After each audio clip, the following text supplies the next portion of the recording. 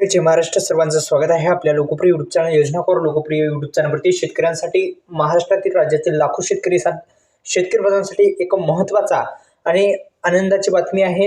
नमो शेतकरी योजनेचा 8व्या हप्त्याची डीबीटी झालेली आहे का आणि हप्ता वितरित होणार आहे का? सरकारच्या माध्यमातून कोणती जाहीर सूचना आलेली आहे का? या संदर्भात संपूर्ण माहिती जाणून घेण्याचा प्रयत्न करणार आहोत. व्हिडिओला लाईक करा. चॅनलला जर आपण सबस्क्राईब केलं नसेल तर सबस्क्राईब करायला पण विसरू नका.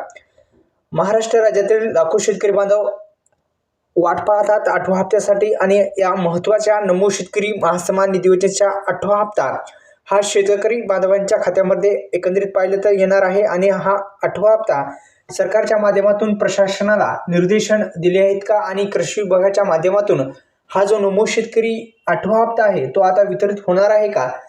आपण जर पाहिलं तर गेल्या 2 ते 3 महिन्यापासून 8वा हप्ता हा वितरित करण्यात आलेला नाही.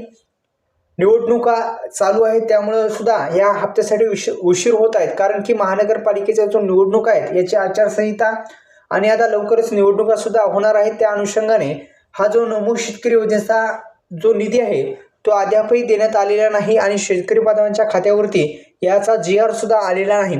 उपमुख्यमंत्री, राज्याचे अर्थमंत्री तसेच उपमुख्यमंत्री आणि यांच्या संदर्भात बोलायचं झाल्यास यांनी अद्यापही जी सूचना काढली नाही आणि अद्यापही महाराष्ट्राच्या राज्याचे मुख्यमंत्री देवेंद्र फडणवीस यांनी सुद्धा अधिकृत माहिती दिलेली आहे. कृषी मंत्री यांच्या हस्ते सुद्धा या जे नमो शेतकरी योजनेचा 8वा हप्ता आहे तो वितरित केला जाऊ शकतो अशी शक्यता वर्तवली जात आहे. त्या अनुषंगाने आपण या युट्यूब चॅनलला सबस्क्राईब करायचं आहे. लवकरच या हप्त्याचं डीबीटी होणार आहे आणि बँक खात्यामध्ये हे जो हप्ता आहे तो वितरित केला जाऊ शकतो. लाडक्या बहिणींसाठी सुद्धा जो मकर संक्रांतीला 3000 रुपये देण्यात येणार आहेत ते सुद्धा वाटप होऊ शकतात अशी शक्यता वर्तवली जात आहे. तर त्या अनुषंगाने या युट्यूब चॅनलला सबस्क्राईब करा. धन्यवाद. जय शिवराय.